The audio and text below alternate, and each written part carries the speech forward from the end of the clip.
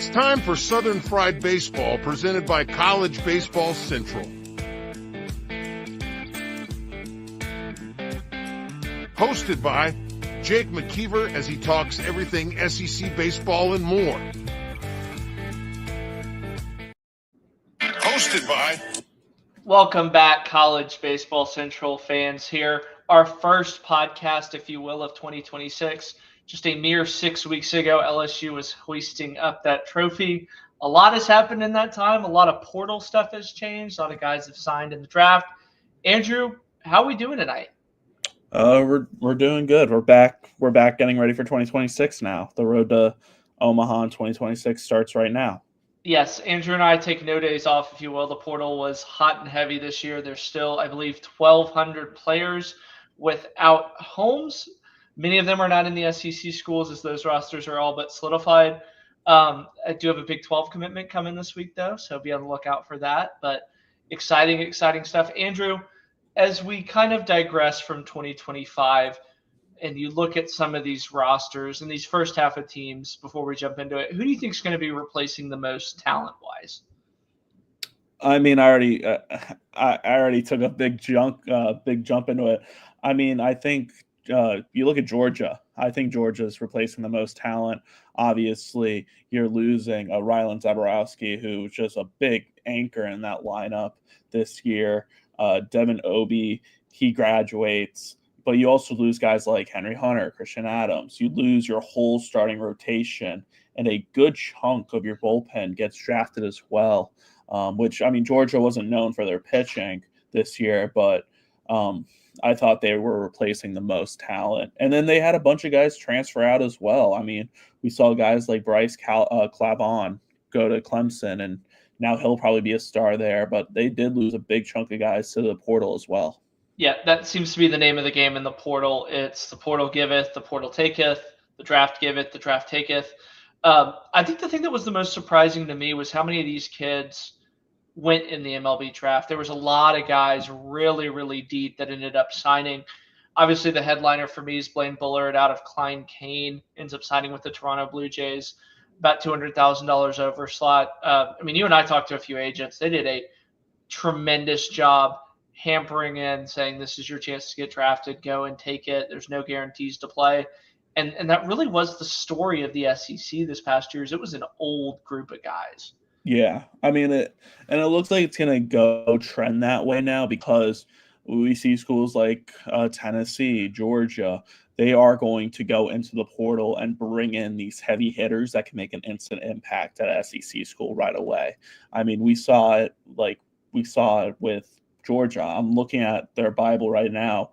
They brought in 1, 2, 3, 4. They brought in about 10 plus mid-major guys.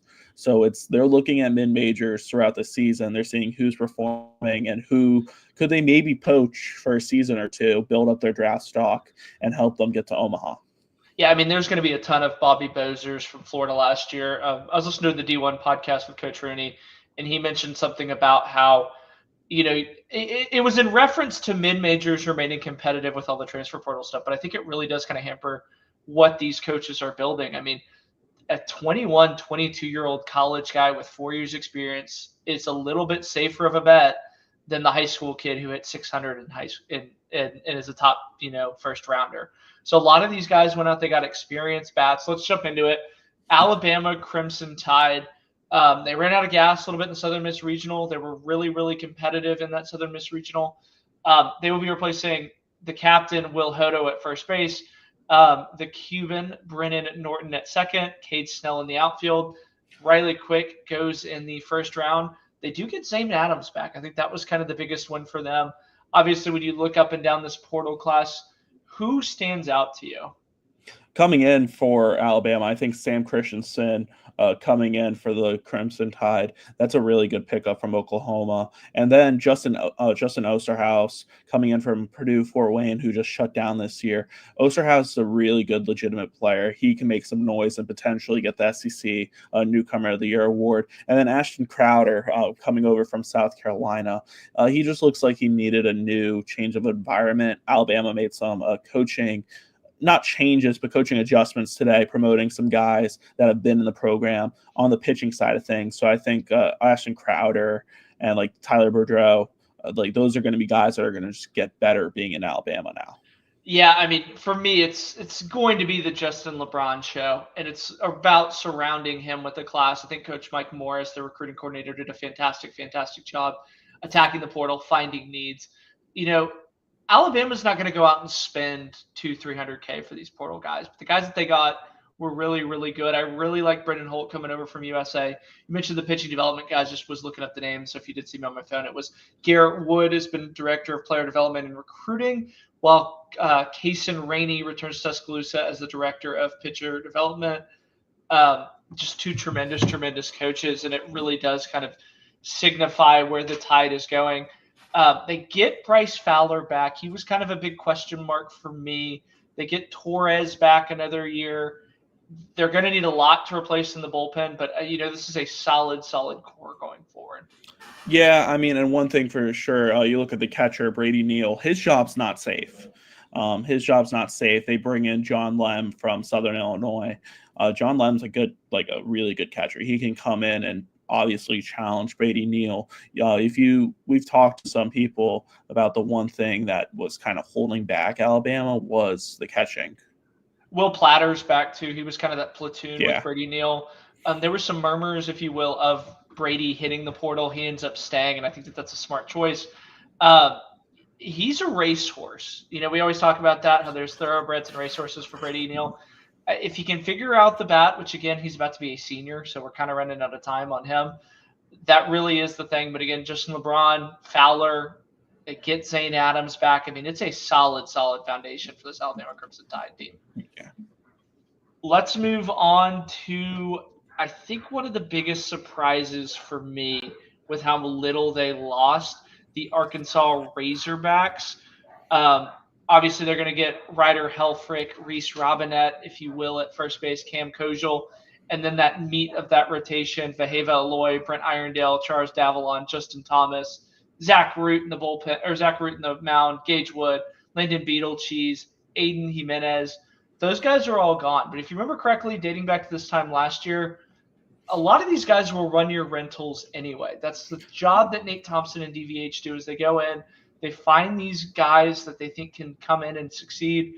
And, I mean, it's another really, really fantastic portal class for as late as they were playing in the season.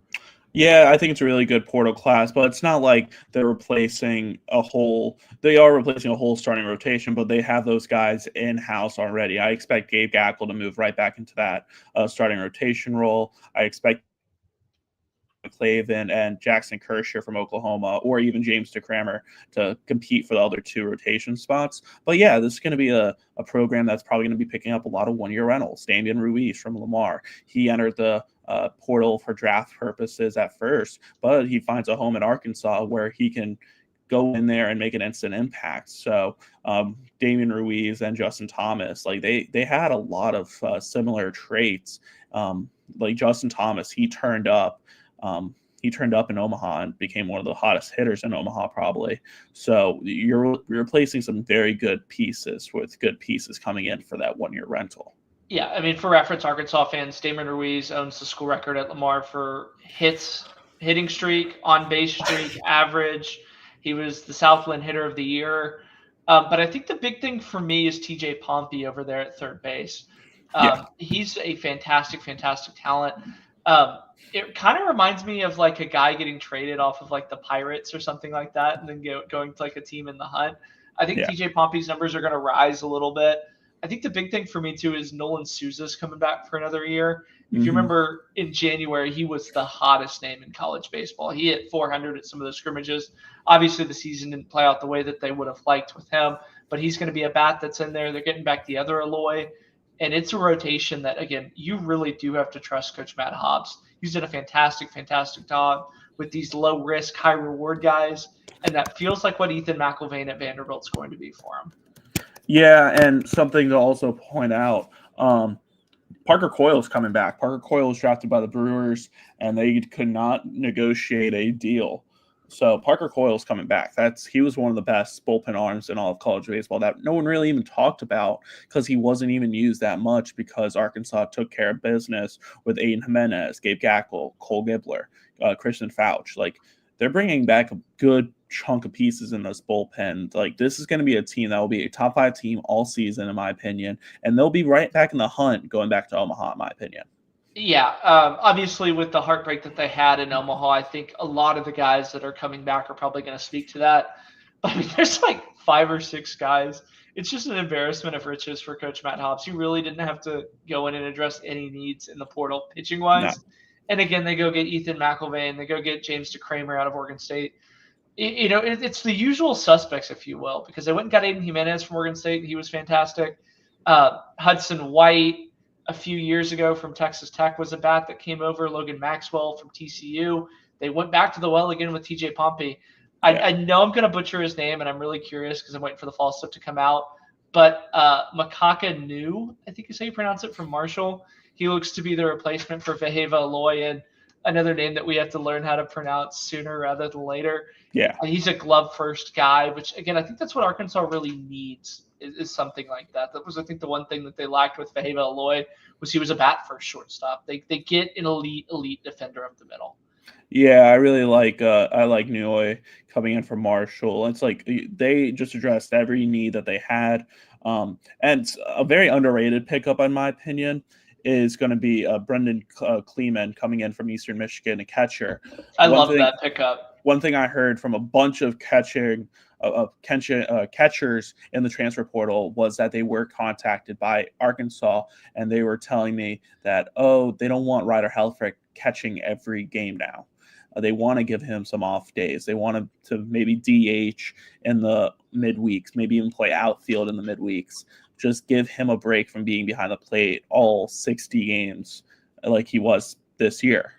Yeah, that's a tough position to recruit, by the way, because Ryder Helfrich, Team USA member, he was my vote personally for all College World Series team.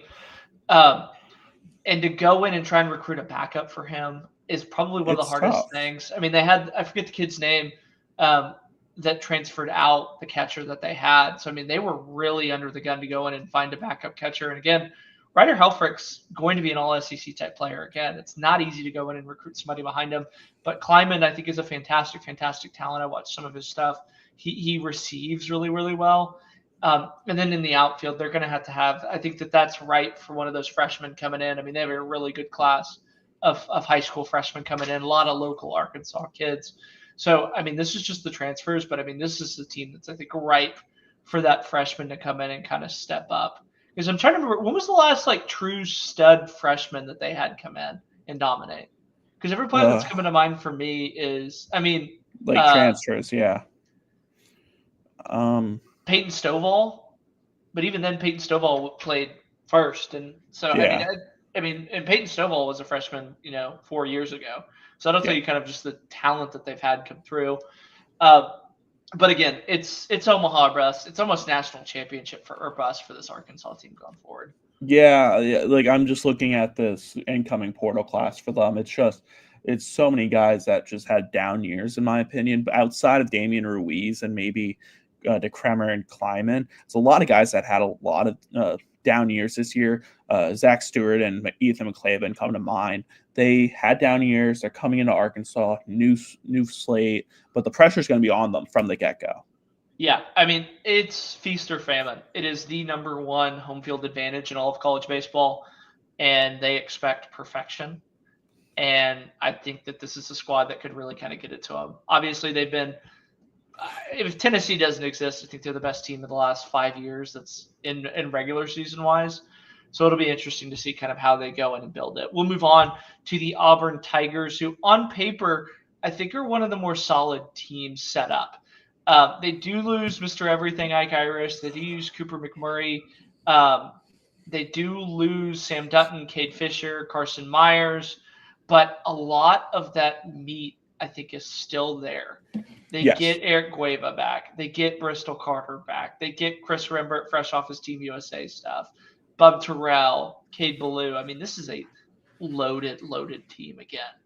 Yeah, this is a very loaded team coming in. I mean, Coach Nunmaker, Butch Thompson, they did a phenomenal job.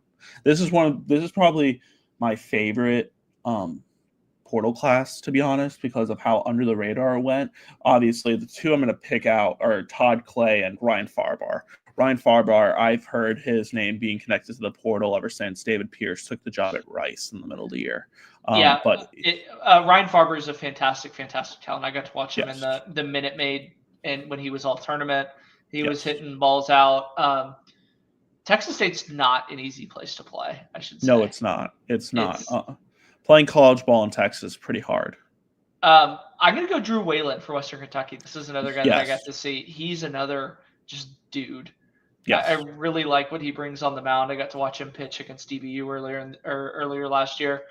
This is a really under the radar thing. And again, like we mentioned with Alabama, where it's Justin LeBron and everybody else, it's about getting a team around them. Auburn has a good core guys. I mean, Butch Thompson and Carl Nunmaker hit on, it seemed like every single player last year that was coming in as a freshman. I mean, they're going to be a force again. And that's the part they almost have that like 98 Tennessee vibe where, they lose their best player in Peyton Manning, but the young guys that are coming around him are a lot better. They're another year experience. So I think the sky's the limit for this Auburn team. I think we're going to be talking about this Auburn team a ton. Yeah, I mean, I really liked Ryan Farber coming in. And another one, Todd Clay at UAB this year. He was a phenomenal third baseman. He's going to slide in pretty easily for Eric Snow or even in that DH role. He is a phenomenal third baseman. Watching him, he kind of got lost in the middle of that UAB lineup because they were so top heavy. But Todd Clay is a name to watch out as well. I did want to double check this before I put this out there, but he is from Auburn, Alabama, by the way. Auburn High School. Yes. So he's back home, second team all AAC. AAC is a hitter first league, I would say. He's another one, but again, it's going to be Chris Rembert, Eric Snow, Eric Cueva, how they kind of piece together those bats with Farber, with Todd Clay. I mean, there is going to be one guy, just numbers-wise, that is going to be the odd man out. The flip side of that is the the three guys that get to play in that infield are going to be fantastic. Yes.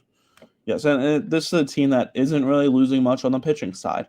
I mean, this is a team that we probably will see Chris Chatterton and Andreas Alvarez and Cam Tilley most likely lead out this pitching rotation unless Drew Whalen just comes in and shocks everyone, in my opinion. I think those are the three guys to headline this Auburn rotation out the gate. But yeah, I really love this class. It really is going to be which Chatterton and which Tilley are we going to see? Because again, we were talking about Chatterton being the best freshman pitcher at one point in the season, and then he finds himself out of the rotation in 3 quick weeks. Cam Tilley was another guy that was really up or down. They just need consistency, and they got it last year with Cade Fisher, where he took that big step forward, and they're going to need Chris Chatterton to take that next step forward, I think. Yes, I agree. I think that this is another one where it's going to go as far as this pitching staff takes them. I think that they're going to hit. It's Auburn. They always seem to hit, but they're going to go as far as it takes them. I mean, that was the thing in postseason. They run into a scalding hot Coastal Carolina pitching staff, and they don't even score. I think they score or game 1, they hit the shit out of the ball, but game 2, they lost 2-0. But yeah, it's going to be who's going to show up that day, in my opinion. Yeah, we'll move on to the Florida Gators, who were injury riddled last year, and they always really go out and get people out of the portal. They're going to be replacing Mr. Everything Brody Donay. Bobby Bozer is graduated. Luke Heyman, Colby Shelton, Pierce Coppola, Jake Clemente.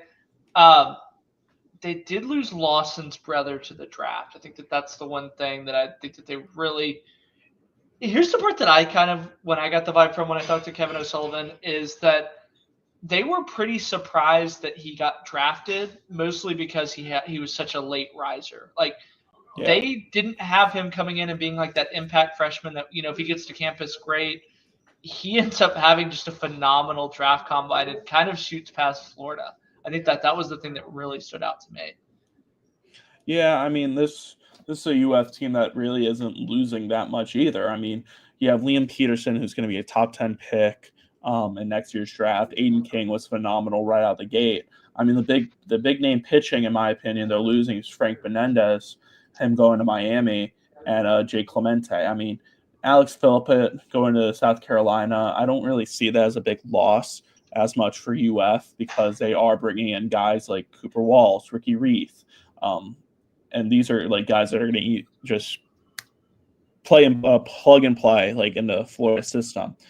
On the offensive point of view, it's a little bit different because you are losing your double catcher plateau. You're bringing in Carson Bowen, who really hasn't caught at TCU this year, so you're asking him to get behind the plate and pull a double duty there again. So yeah, I think a lot like last year. I mean, this is a team that's really going to be stretched thin, where they need everything to kind of go their right way. They get Blake Sear back. I think if you would have talked to them this time last year, I don't think they would have thought they were getting Blake Sear back. Hayden Yost is going to need to take another big step forward. But again, this is a solid core. That's the flip side of this team maturing because of the injuries, is they have a ton of this experience. They go get, an experienced guy, Carson Bowen, out of the portal. Sam Miller, the graduate transfer for Columbia, is another guy that really caught my eye when I got to see him in person. It's Florida. They're always going to have guys leave. They're always going to have guys come in. And they're always going to be the top of the SEC. I think that they're always going to be the talk of the town. Yeah, I mean, and I reached out to some people. I got to watch some of these players actually play summer ball. Jacob Gomberg was a lefty that I got to watch a lot this summer. In my honest opinion, I don't think they're losing that much on the pitching side. I don't think this is like a big, like, oh no, like UF is in good hands. This is going to be a top 10 program this year. They always do. I know Cooper Walls was rumored to Texas and Texas A&M, so I kind of got to do my deep dives on him. He's a really, really good talent. He can run it up there. Ricky Reith is, I think, another guy that we're going to be talking about a ton. But like I mentioned with Auburn, this is going to be a fight at the bat rack to get at-bats, to get innings for this team.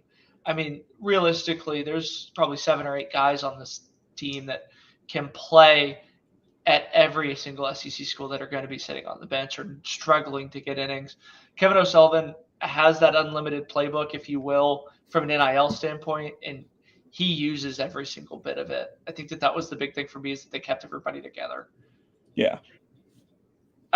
Florida, again, is probably going to be at the top. Another team that's kind of the talk of the town in the SEC, the Georgia Bulldogs.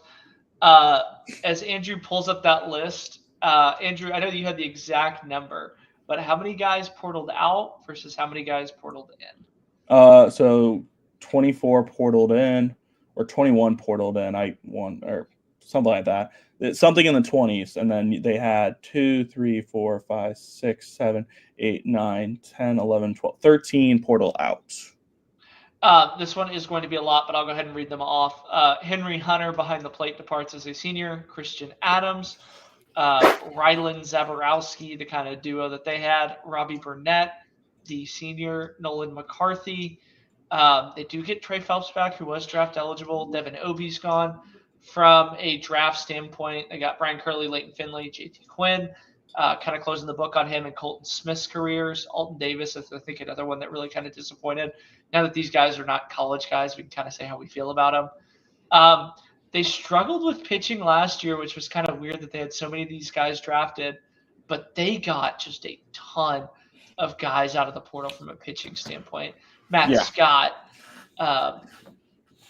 Rylan Lejeune. I mean, Caden Aoki. I mean, it felt like every single day we were refreshing the page, and Georgia was getting a new guy out of the portal. So the thing is, with just the pitching, they brought in like Dylan Veig from Michigan. He's a starter. Kenny Ishikawa from Seattle. He's a starter. Caden Aoki. He's a starter. Grant Edwards. He's a starter. They brought in a bunch of starters because they're not going to be like, okay, Brian Curley is our 100-mile-per-hour throwing closer.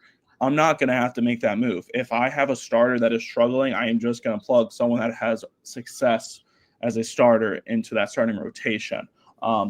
I mean, just the pitching they brought in, and then the hitting. I mean, they brought in Rylan Luho, a South Florida product who went to Stoneman Douglas down here. He is one of the best hitting names that no one knew about this year. Bryce Callaway from New Orleans. He will probably pull double duty and be a two-way there. He'll be playing third base most He's likely. got power, by the way. I got to watch him take BP. So did I. It's scary. They go like power. they go like 10, 20, 30 feet further than you'd expect. I mean, the ball jumps off of his bat. Michael O'Shaughnessy, it felt like every single time we were doing those Cape updates, Michael O'Shaughnessy was at the top.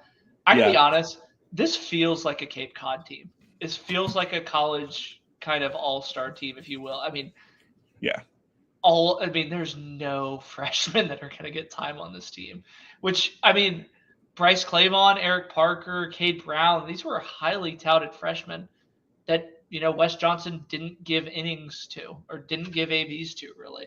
And Bryce Clavon's starting at Clemson, like you mentioned.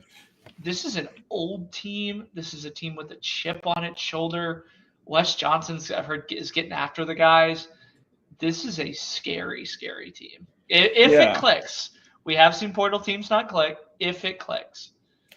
Yeah, that'd be the one problem I have. This is kind of like a build a team that like you make and it will be the show. And then at the All-Star break, you're suddenly like 500 and you're like, why are we struggling? We have all these 99s and it's just not clicking. And I don't see that happening here. Thomas Ellison from UConn, he's another piece. They got Andrew Benke from Tennessee. He's a phenomenal piece.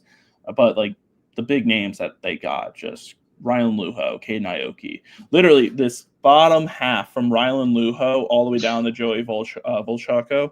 It's just like those are guys that could be top 5 round picks next year. Matt Scott was at one time considered a first rounder, by the way. Yeah. After his freshman year, obviously it didn't really pan out. And I heard he could have gone in that 5 to 10 range, but Georgia's NIL was stronger than what MLB teams were willing to offer, by the way. Yeah. I mean, this is a team built to win now with a coach that knows how to win. As of right this second, Georgia has the longest drought in the SEC of teams not named Missouri. They are looking to break that this year. As Missouri, I think, is kind of just Missouri. So if you true SEC teams competing, I mean, it's been a long, long time since Georgia's been to Omaha. Their fans are hungry. I remember we were talking in January about how this is a team where it's like Omaha or bust. This team believes in going to Omaha. This has got to get over the hump this year. This is a lot of money being spent on this roster. Yeah, the pressure is on Wes Johnson this year. He brought in reinforcements on the pitching side too. He brought in Drew Finley. He worked with him at LSU when they won the national championship in 2023. But like this is a team that they're just going to go out there and dominate both sides of the ball. That I'm like looking at it right now and I'm like thinking, how doesn't this team not get to Omaha? How isn't this team not a top five team all year? I think the thing that's most impressive to me is the versatility of the pitching staff. I mean, you have guys that can blow it by you, like Matt Scott, that have strikeout stuff. You have guys that just pound the zone, like Caden Aoki at USC. Kenny Ishikawa is another one that really stands out to me. I mean, this is not, the stereotype of SEC guys where it's every guy throws 99.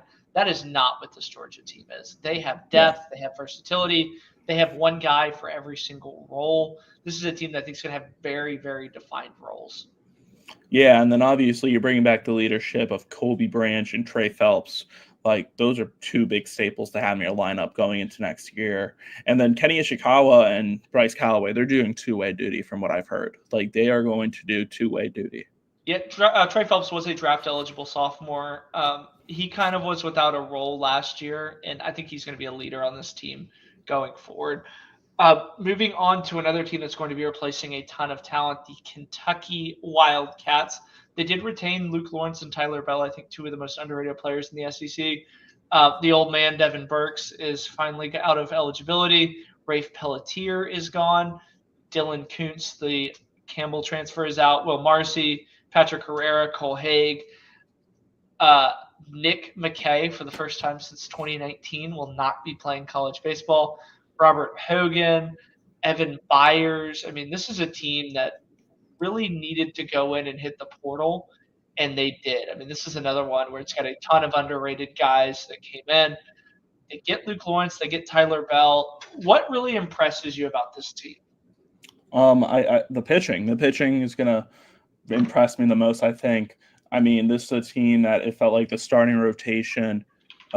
We talked about it almost every day or every time we recorded last year. This was a team that had a lead during every SEC game, win or lose. There was one. They had one. Yes. One that they didn't. It's Texas Yeah. on Sunday. Pitching was a problem for them last year. So what do? They bring in Connor Madison. That's probably the headliner on pitching. Connor Madison from Grand Canyon. That's a huge pickup. Jack Bennett from Western Kentucky. Those two guys fill in your starting rotation if you don't want Nate Harris in the rotation anymore. Then you bring in guys like Ira Austin from UNO. This kid is filthy. I got to watch him twice last year. This is a kid that can throw 88, 90 from up top and then drop down from his sidearm and go 85, 87 with the most disgusting slider ever. I got to watch Ira Austin start against Houston Christian. I mean, yeah, he's an SEC. He's a Kentucky guy. Yes. Alex Duffy, a catcher from Elon, he'll be transferring in, replacing Devin Burks. This is a very veteran-like catcher. His bat's gonna mesh in perfectly. And then Jace Tarnish from St. Bonaventure. He's a very special bat. He'll slot into the outfield. And then Tyler Cerny from Indiana. This is a guy that was heavily respected in that Indiana baseball program. He got injured last year, missed a good chunk of the season, finds himself in the transfer portal, ends up at an SEC school in Kentucky. I see him replacing Patrick Herrera over at third base. But this is probably my second favorite portal class we'll talk about tonight because of how good it is. Yeah, there's a little bit of a clarification as Jackson Jelkin came over from Houston last year, but he didn't play at all. So I think that's why we're still considering him in that portal class. But him being healthy, I think, is a huge, huge key. Because at Houston, he had that Friday night stuff. Granted, it was only for 2 or 3 innings, and he really did kind of run into some arm issues. But if he can stay healthy, I mean, he is a headliner type guy. Tagger Tyson coming over for Louisville is another guy that really, really impressed me. He has power to all fields. But, I mean, like I said last year when we were doing our preview shows, it's an underrated class that I really like. But it's going to be, is this team going to play Kentucky baseball? Yeah. That's always the question. I know that they really took a while to mesh last year in terms of Kentucky baseball. They're probably going to have to be a little bit higher on the cut line than they were last year because they kind of backdoored in. But, they ended up playing for the regional championship. So I think that they're a solid one. Again, portal out doesn't really surprise me that much just because, they had a bunch of guys that they took flyers on that really didn't develop. Again, that's a lot of this. I mean, there's a lot of guys that they're taking flyers on. Yeah, I think the biggest name that they lost was James McCoy as he was pulling double duty, two-waying and pitching, but it seemed like he was a better pitcher this year than he was a hitter. And he kind of, it looked like it was time for him to kind of go. Like they started Dylan Kuntz there to start the year. He did kind of feel like the time was running out at Kentucky. Like he was like a relic of a bygone era, if you will. Again, they get Ben Cleaver back. I think that's another really good one. Nate Harris, who got bumped up into that Friday role. It's going to be an impressive team again, but again, they're probably going to be picked 14th or 15th in our preseason poll, just because of the way the cookie crumbles with them. But I mean, I'll put it on the table right now. I think this team goes back to the tournament next year. Yes. 100%. We're going to have them low, but they're going to go. A team that we're probably not going to have low, the LSU Tigers, fresh off winning the national championship, they will be replacing Luis Hernandez behind the plate. Jared Jones and Daniel Dickinson were both drafted. Ethan Frey as well.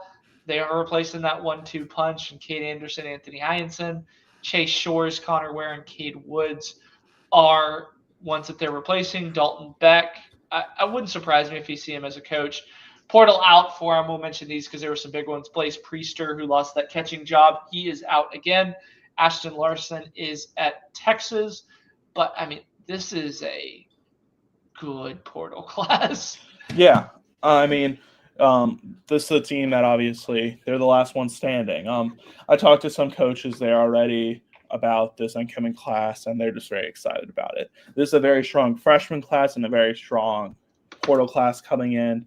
I mean, the big thing is they don't have to replace that much of the starting lineup. I mean, you see guys like Zach York, Seth Dardar, Trent Caraway, and yeah, those are three that will slot in. But you have Kate Beatty that will probably slot in at the catcher role. Tanner Reeves and John Pearson, they will contend for the third base spot and the DH spot. But you're going to also see a lot of these freshmen come in and compete right away. Jay Johnson loves giving the freshmen opportunities to compete. Look at Derek Curiel. Look at Kason Evans. Look at Cooper Williams. Look at Maverick Rizzi and William Schmidt. Like, this is a freshman-heavy team. And the guys that are coming in, like Ryler Smart, Dax Dave, Danny Lackenmeyer, Santiago Garcia, those are guys that are going to come in and make an instant impact on the pitching staff. We don't have his name here just because he's coming in, but Omar Cerna from Lutheran South Academy is a fantastic, fantastic talent. I believe this is the 4th year in a row that the highest-rated catcher is committed to LSU, because you had Blake Mitchell, Kate Beatty. The other one's name eludes me, but he ended up getting drafted too as well. I mean, but Cooper Moore from Kansas is a tremendous talent. Trent Caraway is a guy that you really kind of got to the end of the draft and we're kind of looking around like, wait, Trent Caraway didn't get drafted. This is a guy that the NIL kind of got a little bit wonky at Oregon State. He had stuff, external stuff, if you will. At LSU, he's not going to have that problem. It's going to be, I'm really excited to kind of see Trent Caraway slide in that kind of Michael Braswell role. And then the big one for me, you get Monster back another year. Curiel is a draft-eligible sophomore, last stand for him. Chris Stanfield's another guy coming back. Tanner Reeves, John Pearson. I mean, that's the thing that's crazy to me is John Pearson and Kate Beatty are two guys that Jay Johnson raves about every single time that we talk to him. Yeah. But they brought in guys to push them. I mean, Zach York, Cooper Moore, like I said, Cerna. I mean, this is another team where it's going to be a fight at the bat rack every single game. Yeah, I mean, I didn't even mention Braden Simpson coming in from High Point, but something we talked to Jay, it feels like almost every time about, like the pressure of playing freshmen from the get-go because of the possibility of them entering the portal. And he said every time, I've never felt the pressure of playing someone like John Pearson, Kate Beatty, and then like guys like Cooper Williams, William Schmidt, because these are guys that understand their role. They know they're going to get an opportunity in the future if they trust the process and keep within themselves. And what have we seen? We've seen them get multiple opportunities to succeed, and they take advantage of the opportunities, and they do succeed. Yeah, again, we'll mention it. Tanner Reeves didn't portal. Pearson didn't portal. Beatty didn't portal. Maverick Rizzi, William Schmidt. None of these guys portal. I really think that speaks to what Jay Johnson and his staff do. They're very upfront. They're honest with these guys, and they get in and they get their roles. And again, they've won the national championship 2 out of the last 3 years. They have a philosophy that works. Jay Johnson isn't, portal merchant, if you will. He is a fantastic, fantastic coach that knows how to balance egos. And I think that this is going to be another one where he really is going to have to do a balancing act. Yeah, you got to give him and Coach Jordan the most respect and the most credit ever, it feels like. These were guys that they were telling us in the media that whenever they were not playing in Omaha, they were in their hotel room fielding calls from portal prospects and fielding calls from high school kids, making sure that they are reporting to campus in a few weeks, that they are withdrawing their names from the MLB draft. So, like, these are guys that have just been working their tail off. And something that I'm very excited to see, guys like Cooper Moore, Santiago Garcia, all the pitchers coming in, just working with Nate Yeskie, because this is the second, or not the second, but this is a phenomenal pitching coach. I mean, you look at the resurgence of Matt Boyd in MLB now. He was a Nate Yeskie product. Kate Anderson, Anthony Einson, those are Nate Yeskie products. Yeah, and you mentioned the guys working hard. I mean, it seems like every day I go on Chris Martin's Instagram and somebody's putting up PRs and bench. I mean, these guys are in. They're hungry. It reminds me, it was a commercial. It was Emmitt Smith working out at the weight room where he's like, oh, I just won the Super Bowl. Let me take a rest. And then he rests for like a second. That really has what it felt like. It's like, okay, we won it. Like, we're supposed to win it. Get ready for the next one. It's a fantastic, fantastic team. If they can get buy-in, if they can mesh a little bit sooner than they were off of their 2024 squad, I think that's going to be the big key. But I will say this that kind of gives me a little bit of worrisome. And again, this is very nitpicky, and I want you to take it with a little bit of a grain of salt. for 2 years they've kind of hit that lull in the lineup. They really do need to have a basher lineup because they don't have Kate Anderson and Anthony Ianson or Paul Skeens and to kind of right the ship when the bats go. This is a team that really is going to have to hit and be a hit first team. No, I agree. I mean, this is a team that, like, it felt like going into the postseason that they were just not hot. I mean, they go into South Carolina, they drop a game there. Arkansas the week before, their bats are hot. You go into South Carolina, lose that game. You go in the SEC tournament, you put up a stinker there. You go into your regional, like, there's a real question, like, does this LSU team even, like, yeah, they get a very weak field. They get a good shot of running the table. Are the bats going to really wake up?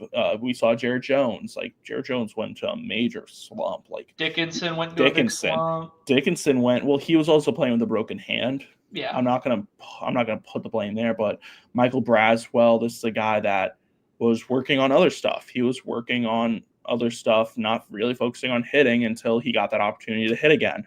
Luis Hernandez was always a hit or miss guy, in my opinion. But then I don't think they planned on him to hit third in that lineup. I should say that. Yeah, I mean, Ethan Fry was the biggest, like, in my opinion, the biggest bat they are losing, in my opinion. You'll probably disagree with this. Ethan Fry is the biggest bat they are losing, in my opinion. No, I'll say this. There weren't a lot of people that I talked to in college baseball that thought Ethan Fry was going to get drafted as high as he did. That was a little bit of a surprise on my end.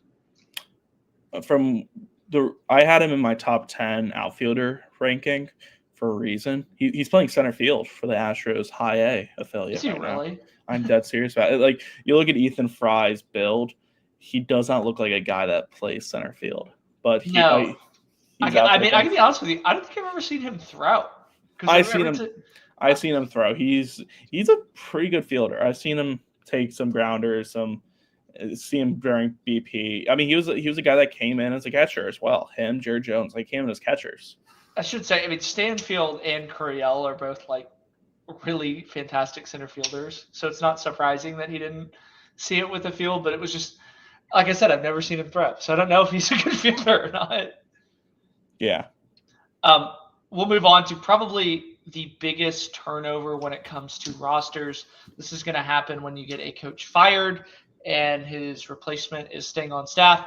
They go in and get the big fish out of the portal in Coach O'Connor. Let me get a big, deep breath before I do this because they're replacing a lot. Joe Pa behind the plate, Hunter Hines, Bryce Chance, Ross Highfill, Nolan Stevens, Nolan Sullivan, Sawyer Reeves, Reed Stallman, Michael O'Brien, Dylan Cupp, Aaron Downs. Rotation-wise, Pico Khan, Evan Sierra, and Carson Ligon, along with Luke Dodson, Nate Williams, and Jacob Pruitt, are all done. If you are curious, that is a Friday, Saturday, Sunday guy. And, they do get back Ace Reese. They do get back Garrick Fry. Gatlin Sanders is another one. And they went big game hunting in the portal and hit on just about every single one that they wanted. Yeah, obviously the big three names I'm looking at are Thomas Valanciunas, Aiden Teal, and then Thomas's brother, Vitas, and then James Nunnally. Those are guys that are going to come in and, those are world stormers, in my opinion. Jackson Logar from JMU, that's another one. Andrew Raymond from George Mason, that's a very good one. And then Brendan Sweeney, he was probably the best reliever in the South Carolina bullpen last year. He'll make a good addition to the Mississippi State. But this is going to be a very young Mississippi State team. I don't want to piss off Mississippi State fans when I say this. This team might not be good year one. This team might not be a top 5 team in the country like some of you expect. There is a very good chance that the freshmen that are coming in, that decommitted from UVA to come to Mississippi State, they're going to come into SEC baseball and struggle a little. I'm not saying this Mississippi State team is not going to go on a run and make the tournament. I think they will make the tournament, but I don't think they're going to be these world destroyers that everyone's pointing them out to be. Brian O'Connor coming in is a very good coach. Them keeping Justin Parker, a very smart pitching coach, is a very good thing. but I don't. You're replacing Pico Khan, who was one of the best starters in the SEC. Evan Siri, who turned it up in the second half of the season. He was very good. And Carson Ligon was a very reliable third starter for you guys. So I just think there's a lot of things out of sight right now. You do return Ryan McPherson out of the bullpen. He might become a starter, but obviously the big one, keeping Ace Reese. Everyone was believing fan fiction of Ace Reese going to Tennessee because he played ball in the Cape with. I thought it was LSU. No, LSU's too poor to afford Ace Reese according to their fans. Dogs with the dollar sign. Yes. John James is, I think, the name that really stands out to me. I mean, he was a really fantastic player. Virginia was kind of that next man up. Aiden Teal's another guy that really could have been drafted that ends up coming back. The big one for me is, I think, Henry Ford. That's going to kind of be the big what if for me, is what this team would look like with Henry Ford. I'll say this. I'm really curious to see kind of what this team does, because it's a catch-22 for me. Because on paper, Kevin O'Connor's won a national championship. He's been an Omaha mainstay. This is a team with a ton of talent on paper. Ace Reese is a first-team SEC guy, right? Devil's advocate. They didn't make the tournament last year at Virginia for whatever reason. That's what I'm saying. I understand. I understand the big argument that our Just Means Less guys were making was that they couldn't play that series at FSU last year, and if they play it, they get swept or they win one, they are probably in. Which, here's the craziest part: is if they get swept, even if they get swept, it raises up their RPI and makes it a little bit more respectable. Okay, here's the part that I really struggle with. A lot of the coaches that are in the SEC, like that are coming over from other conferences, they struggle. Jay Johnson, again, he struggled in his first year. It took him a year to get his feet under him, and I mean, since he's got his feet under him, he's won 2 of 3. So that'll tell you how tough of a gap it is. I mean, for better or for worse, O'Connor hasn't won a game in Omaha in the last 3 times. They lost 9 in a row. But he has more resources at Mississippi State. The flip side of that is, it seemed like Virginia was always better when they were this under the radar. We use Ivy League D2 guys as our Friday guys. I think that's kind of what got them into a little bit of trouble, is they weren't getting O'Connor guys. They were getting the best guys. And that's going to be the thing that I really think is going to tell the story of his tenure at Mississippi State, is does he get his guys that are these under the radar guys that come in like Joe Savino, Bobby Whalen, if you will, or does he go after the big-time, highly prized recruits that Mississippi State is very capable of getting? Well, the one name that you will most likely see throw this year, there's a 0% chance he gets redshirted. Jack Bauer, not the secret agent, not the movie star. This guy is pretty tall. I don't know how tall. He might be 6'7" or something like that. But he throws 100. This is a freshman coming in, lefty. He is throwing 100. He was top 40 prospect in a bunch of databases that I was looking at. He didn't get drafted. He is going to be at Mississippi State. Like, where does he come in? Like, does he start? Does he come out of the bullpen? This is a tall, lengthy lefty that Justin Parker gets to work with for 2 to 3 years. Like, that is someone that I'm looking forward to see over the course of these next years. But it's also a freshman playing in the SEC. It's tough for a freshman to come to the SEC. You're not going to be Derek Curiel and come in and have a 40-game on-base streak. There's a very high chance of you coming in and being William Schmidt and struggling a little in the SEC Chase right Shores. off the bat. Yeah, Chase Shores too. I would have liked to have seen the Parker twins go to Mississippi State. It obviously wasn't in the cards. Yes. Joseph Parker went top 10. I mean, it was a really good class. Maddox Miller is, I think, another guy that we can kind of track as an under-the-radar guy. They got 2 great catchers. But, again, the story of this team is, can O'Connor figure out how to win in the SEC? I think he can. I actually think, hot take, they're going to be really hot to start the year, and they're going to fizzle. I mean, obviously, we don't know their out of conference schedule right off the bat right now, but we are going to see this team not face some adversity, but they're going to face some really good talent right out the bat in fall scrimmages. They do play FSU and Pensacola this year. That is something that I'm looking to maybe go to if I can, but like they are going to play FSU, who's a very good team. They might also scrimmage Pearl River, from what I've heard. Like Pearl River is a borderline D1 school, just a bunch of JUCO kids. So they're gonna face some talent in the fall, and we're gonna see some early glimpses of, is this team really built to what we're seeing and hearing, or is this team gonna just be a replica of last year? I'll say this: regardless of what happens, everybody that is a Mississippi State fan is going to overreact to that game. Whether it's going to be same old state, or we're winning the national championship. Let's book our Hilton reservations. That is the 8 schools of the SEC. We'll be back Wednesday to do the back 8, if you will. That includes Missouri, Ole Miss, OU, South Carolina, Tennessee, Texas A&M, Texas, and Vanderbilt. Lots of talented guys. Texas A&M are probably the 2 headliners. OU had a really under-the-radar portal class, so be tuned into that. Andrew, final thoughts as we close the book on the portal of 2025. My final thoughts of the portal, the first 8 teams that we talked about, I think the SEC is just going to be a juggernaut again. This is going to be the best conference of college baseball again.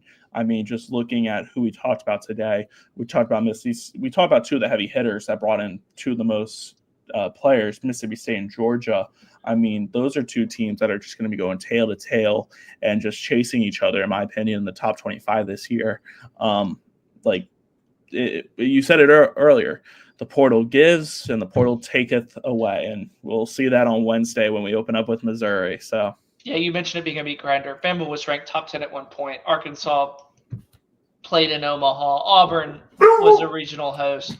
Florida, was at the preseason top 5 with the injuries. Georgia was ranked number 1 at one point. Kentucky, gave West Virginia a run for their money. LSU won the national championship. Mississippi State, with as much distractions as they had, they still really were the team that gave Florida State a ton of trouble. I mean, it's going to be a meat grinder. Mississippi State's going to be better. Auburn's going to be better. Arkansas is going to be better. It's going to be a fantastic, fantastic season. Yes.